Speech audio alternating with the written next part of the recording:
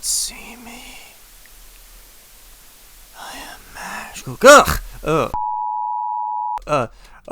Hello. Come in for a close. I cannot see your handsome and all beautiful face. Since it's been a little... The majority of the professionals in the space I'm in, after a huge no-word hiatus, jump right back with a safe sequel. In some cases, it's even live support for half the channels. For context, I was gone for so long because I was studying and finishing up my finals, and it had nothing to do with the topic of discussion. Speaking of which, on a completely unrelated note, here's some games I'm helplessly addicted to. Alright, so number one is, unsurprisingly, Balatro. Balatro is a poker roguelike game quoted as, where poker meets solitaire. I don't know why. It's a game where you basically play simple poker hands to earn chips and beat the current blind, with different blinds having different abilities. Each numbered card gives that number of chips, and after each round the player can buy joker cards, special cards, booster packs, and all kinds of strange little power-ups with different abilities to assist the run. Just like real poker. Some of my favorite joker cards include... Wait, did I not make this list? Fill this list later? Well, I guess you'll never know what my favorite joker cards are. Not unless you subscribe. Despite how simple the premise sounds, apparently the game isn't just addicting to this idiot nerd you're listening to right now. The game gathered so much attention back in its release year that it actually collected itself an impressive amount of awards. Whilst this is noticeably controversial for some reason, because on the internet we cannot have nice things. Windows, shut! I think it's really cool and honestly kind of shows where the gaming industry is at the moment, which is kind of hilarious. Silksong was robbed this year. What makes this game addicting to me at least is how quickly it is to actually play the game. The game itself is very swift to both get into as well as the gameplay loop itself, and usually in my mind, along with others, tend to treat games, especially games ran on a stage-based system like Celeste and Cuphead. Oh my gosh, that was the third take of saying Celeste. Keep that in! Editors, keep this in! Stage-based systems like those often get treated like a completionist book. Each stage is a chapter that has to reach a stage of completion before moving on to something else. Like touching grass.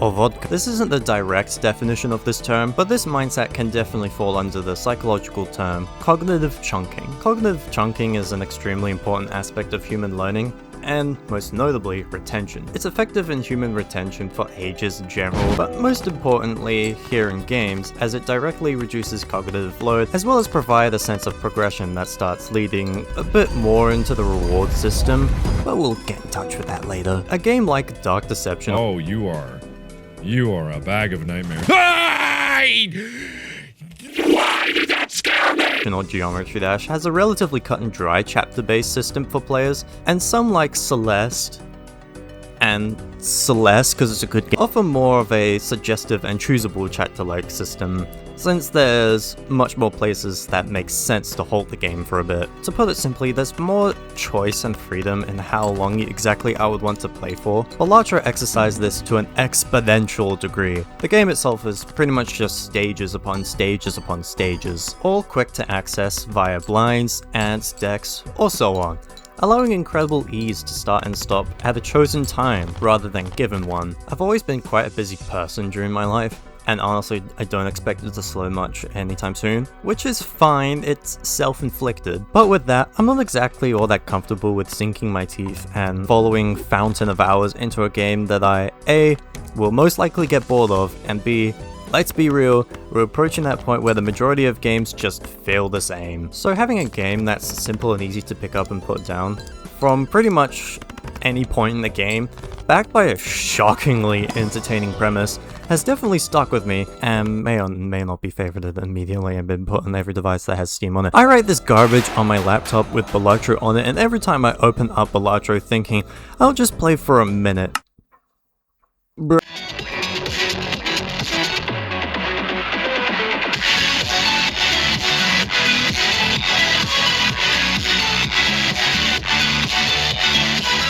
The printer is making some noise. Can you hear that?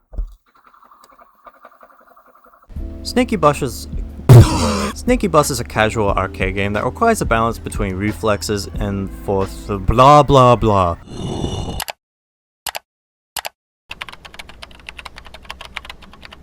Basically, Snake, but bus. In the game, your aim is to collect passengers, wow that was a bar, is to collect passengers and deliver them to their destination so that your bus can increase in capacity, size, and score. Like the old school Snake game for all the people who take a little longer to understand humor. It's like the old school Snake game.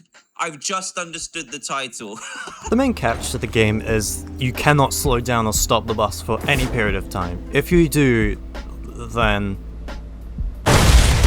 the game serves as a more laid-back and calming experience for me. Like if I'm just sitting around, tired, and in dire need to turn my brain off for a moment, this is often the game that I turn to. And I genuinely can't describe why. When hasn't a 100-kilogram death machine going at 200 kilometers per hour in a suburban road terrorizing the town not been calming and relaxing? My best guess for how easy the game is for me to just shut down and turn my brain off partially goes to its calming nature of the music and sound design. The music isn't anything too special. In fact, I couldn't find a single platform where the developers published the music on their own, but it definitely helps with the settling, more calming tone.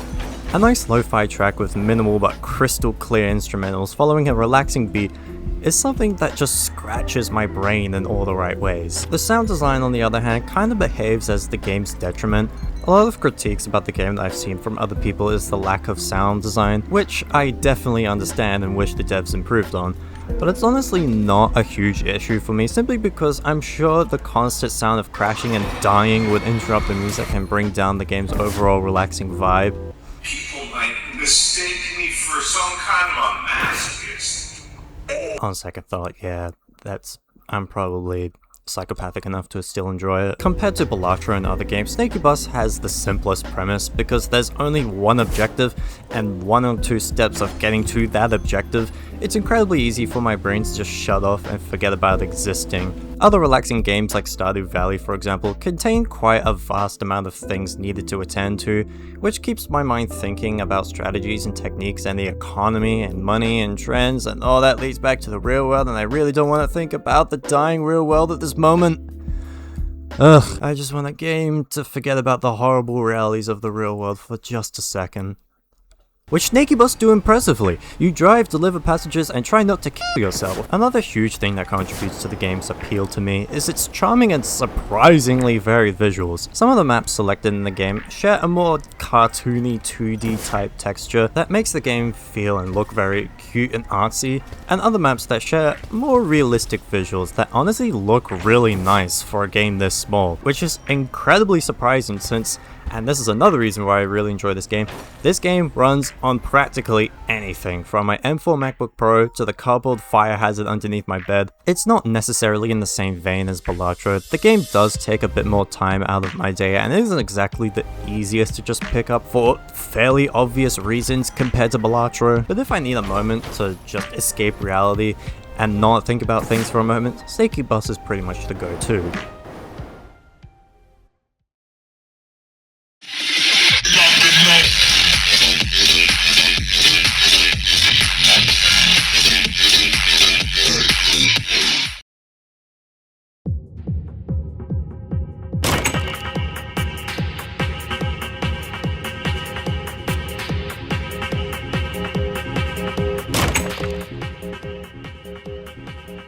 Now, unlike other games mentioned on this list, Buckshot Roulette isn't the type of game to be strikingly addictive to play by design.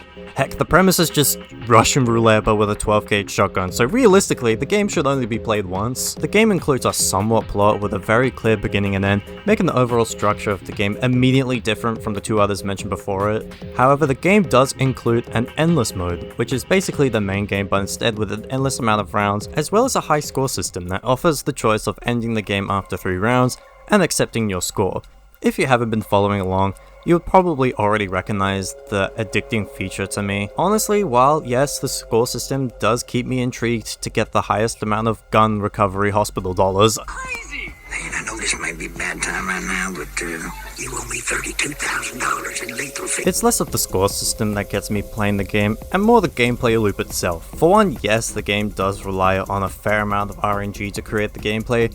It doesn't necessarily make the game feel unfair in the way that other games built on RNG would. Instead, it rather blends in and creates one of the core features of the game, being calculating and playing on probability. The player has to keep track of the rounds in the shotgun and use that information to calculate whether it's far more predictable for the next round to fire upon the dealer or yourself. This of course leading into the second part of the gameplay loop I find really addicting to play, the formation of strategies. In my experience at least, forming a strategy to survive each of the rounds is not only challenging and fun to do while in the moment, but is also super satisfying once the plan and tracking finally pays off. I'm not the greatest at chess and I don't often play it, but I imagine that planning and the satisfaction of victory offered in chess is quite similar to the one proposed in this game in comparison. Especially since the strategy to this game isn't just, is the current round blank or alive? If the shotgun is currently loaded with 3 lives and 1 to 2 rounds, not only do you have to focus on firing upon the dealer, but also making sure that the dealer himself isn't going to get a hold of any of the live rounds himself. Otherwise you're going to be in for a fun time. The core gameplay is what gets me most hooked onto the game rather than just getting a high score, and I could go on and on about the different rounds that you need to keep track of, like what to do when there's only 1 live and 3 blanks. But we're only halfway through this mess and I'm running out of time, so hold please.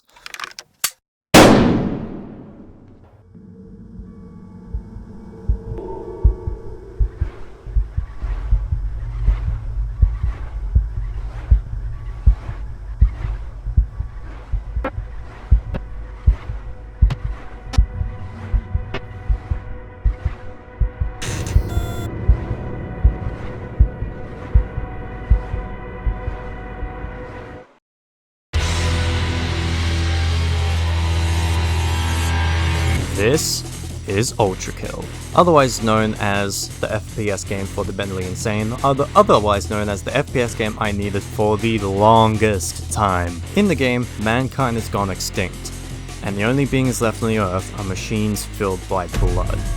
But now all that blood is starting to run out on the surface. Machines are racing to the depths of hell in search for more. A little bit of backstory real quick, I am actually insanely cracked at FPS games.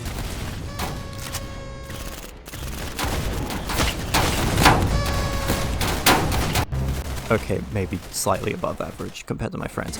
But the issue is that my friends are quite mad at me for only really playing the stupid Roblox FPS games instead of the slow, boring CSGO and Halo. But I don't want to play them because they're both slow, boring, and CSGO and Halo. I can only ever describe this game as fucking awesome. The game is described as a fast-paced, ultraviolet, old-school FPS game that fuses the classic shooters like Quake and modern shooters like Doom 2016 and character action games like Devil May Cry. Like, it makes no sense at all, and just an absolute visual overload if you're not the one behind the trigger. And even if you are, you still don't really make much sense of the situation. To me at least, you don't plan or strategize in the room or wave. There are little puzzle elements in the game that gets the brain power to kick in, but as soon as you hear that drum and bass kick in, the only strategy appropriate is kill or be killed. But that doesn't mean that the game's easy. Not in the slightest, don't get confused. This is not for the innocent little Timmy whose parents said it's their turn on the X Station 3. Yeah, no, this game is difficult to play. Playing on a controller is practically impossible without aim assist. I don't use aim assist for controller because if you do, fuck you.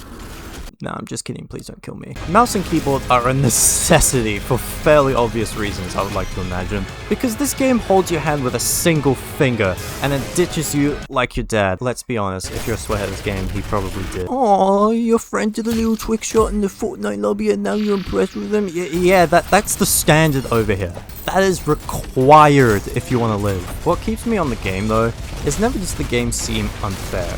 It's not so difficult that the game seems impossible, it's just challenging because despite throwing you quite far into the deep end, it does an impressive job on slowly building you up towards that complete utter chaos to come.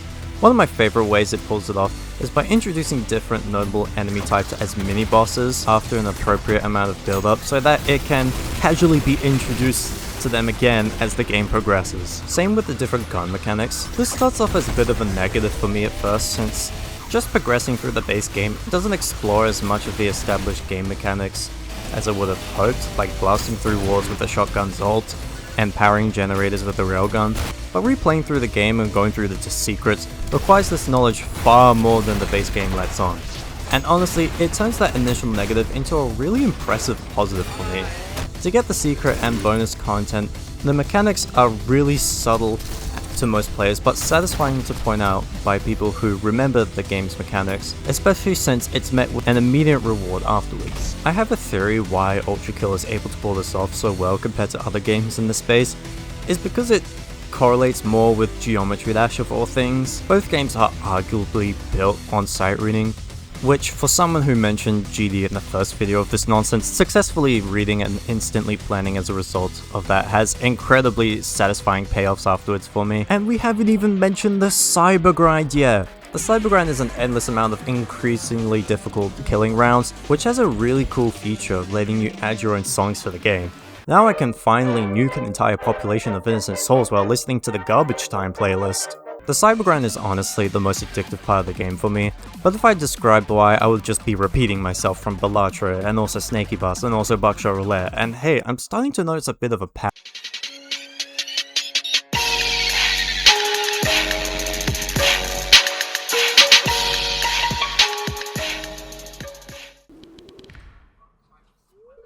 There we are. No, I'm not good. I'm getting B-roll of Stardew Factory. Stardew Factory. I'm getting B-roll of Stardew Valley. It's the most relevant game. I'm pretty sure it came out like yesterday. Stardew Valley is pretty much the complete polar opposite of Ultrakill. Actually, probably all the games mentioned so far.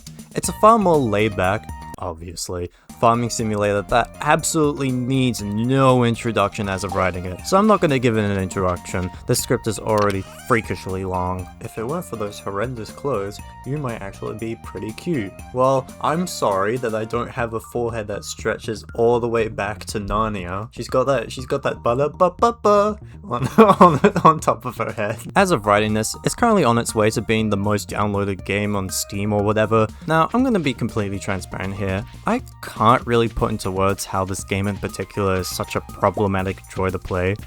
Luckily, I'm a psychology leaver, and I know a thing or two about Control-C, Control-V, so the professor comes around asking for a psychological assessment, and I just cut and paste and tidy up an investigation. As always, all studies and links will be provided down below. Across many reports, blog posts, reviews, and personal experiences with the game, pretty much all of them make the same core observations. The game follows a formula of beginning simple, introducing new systems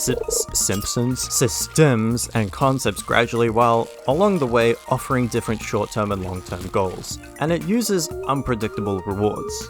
When you start a new game, you're given a small plot of land, a handful of seeds, and basic tools. Oh no, I ruined it. I tried the right farm in the sands and plant my crops, but nah, I ruined it. Or at least it's somewhat there. We got fiery. The game doesn't overwhelm the player with menus, mechanics, rather it instead provides a basic premise and leaves the player to their own devices to figure out the way of the land before introducing more in-depth tasks or side pieces. The reason being is that actually planting and watering the crops themselves actually gives immediate visible progression within the first few in-game days, reinforcing the sense of accomplishment. That doesn't mean new mechanics are open towards discovery. Now, when I think of good architectural design, I think of mazes. Alright, day one. How profitable was my day? During the period of learning, along with the first few days or so, the mines, fishing, festivals, and town relationships opened up. Okay? Organically. Poor word choice. Out of all the words it could have chosen, ChatGPT really chose that one. I mean, I wrote this, obviously, as the player explores with neurological curiosity driving the progression. After enough time has passed for the player to learn, and the seasons pass, new crops, animals, and tools become available. This pacing ensures that the player is never flooded with too many options at once. Whilst all this takes place, skills like farming, mining, fishing, and foraging level up, introducing new abilities step by step, keeping the sense of mastery alive. Now, keeping the game from feeling overly repetitive and exploitative, the game is encompassed by a cozy 8-bit vibrant aesthetic style with an absolutely adoring and memorable soundtrack, better making the tasks more wholesome rather than mundane, as well as the game itself being largely built on the player agency. The goals are instead a lot more self-directed, meaning the player can completely pivot between farming, mining, socializing, or decorating if desire was there, creating an extra layer of freedom and diminishing monotony. These are largely agreed to be addictive features of Stardew Valley, but it's still arguable and debatable since the qualities themselves aren't inherently addictive. But what definitely are addictive qualities, however, is gambling! By that I mean the urges of unpredictable rewards. Surprise events like random festivals, weather changes, and character encampments end up breaking the regular routine of the player and end up keeping the world feeling alive. But most importantly, mechanics like fishing, mining geodes, and finding rare items rely on quite a lot of chance as much as skill to return a satisfying profit, which is only amplified when artifacts, recipes, and unique items found whilst doing said game mechanics provide bursts of excitement when discovered, motivating the player to keep exploring. It seems innocent, especially since it's cloaked by the 8-bit lo-fi farming game, but psychologically it triggers the part of the mind that mimics the stimulation relating to things like the slot machines and the roulette tables and gamble! The combination of all these elements— shut up, printer! Of all these elements make the feedback loop used by the game so scarily powerful. Nice shoes. Are those made out of plastic? Nice everything, Haley. Are you made out of plastic? You start with easy wins, get hooked by gradual complexity, stay motivated by layered goals, and keep chasing unpredictable rewards.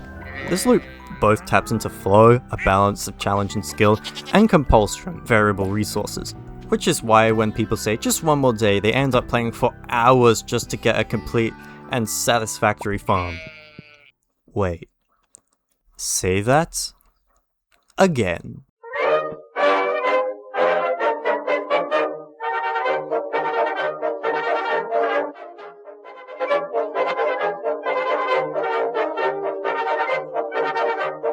Yep. Who would have seen the living embodiment of autism addicted to Satisfactory coming? Satisfactory is just 4 words. Construct, automate, explore, and exploit. Okay, look. There is a lot more to love about this game. The modular structuring system provided, the endless exploration of new worlds, and the free from hand holding creativity that comes from the freedom of the game. Let's Game It Out is an art form, and I am in it! A lot of people like this game because of its lack of a fixed way of playing. Do you want to try hard and make your entire factory look pretty? Be my guest. Do you lack any care whatsoever for sanity and cleanliness and just want functional? You might as well. Do you not care about any of that and just want to push the limits of humanity's patience? There is no one stopping you. A lot of people who play this game, they either have a first factory, and then they'll either, when they get better stuff, they'll move away and build somewhere else, or they'll just tear down their factory completely. No, this is just... Right, these two are my first ever iron miners, and everything has just been built up and up and up. Whenever a factory gets old, you just put some tiles on top of it and just build on top of the factory. No, what really gets me about this game is the networking and flow. Networks to me are really fun and interesting to set up, and the flow that results from it are extremely satisfying to watch back. So much so that quite a lot of things in my life are set up in a flow-like system. My email accounts, a link to the network, my personal computers have kind of a link, and my Find My account resembles a complete spider web most of the time. It's honestly why I really appreciate Apple's ability to link themselves together. I don't have AirPods or HomePod. I'm not that far deep into the Apple ecosystem outside of a couple Apple devices, but it's still really fascinating for me to see how they operate in an intelligent chain. I wouldn't say that Satisfactory is the extreme representation of that, but it's definitely still a really enjoyable network builder, and it's not even a simple one for that either. Oh, I forgot about this. Hold on, let me just zap myself. That. Oh no, my bones. Oh. and we're fine, we're just walking it off. There's a lot of variables needing attention rather than just flowing from A to B. For instance, this miner mines about 90 raw iron per minute, this smelter takes about 30 per minute, so logic would dictate to avoid bottlenecking 3 smelters connected to that 1 miner is required. Additionally, this constructor takes about 15 iron per minute, so furthermore, each smelter needs 2 constructors, which would leave us with about a grand total of 1 miner connected to 3 smelters, which need 2 constructors each, leaving us 6 constructors in total. All that machinery requires about 1 to 2 coal generators worth of power. Got all that? Good, because this is the absolute basic of this game's mechanics. There are a ton of variables to keep track of, like the kind of management, conveyor speeds, node priority, overclocking, idle power consumption, items needed for hand craftables, feeding the hub pot, feeding the space elevator, making sure the power generator has enough fuel. How many power plants are out at the moment? Oh, almost all of them. Oh no! This graph is so cooked. What graph? What are you talking? This power graph, it's so cooked because half of the nuclear power plants don't work. They like go on and off. Oh, this one isn't even working, and this is the one that got all the wall of making sure there isn't too much fuel, otherwise the entire factory goes into a blackout. Oh my gosh, I forgot about this power graph. Mastering the environment, effective transportation, and the list goes on and on. It seems extremely overwhelming, and honestly my only critique is that it does get quite overwhelming towards the endgame, but during the beginning of the game does a good enough job at gradually introducing the different game mechanics to massively calm the nerves for those new to the game. Anyway, those are my addiction to motion picture games. Tell me, what games are you addicted to? Leave a comment so you could be judged mercilessly. So the title is with him. I don't think I can say any of that without being demonetized, so... On second thought, maybe I don't want to know.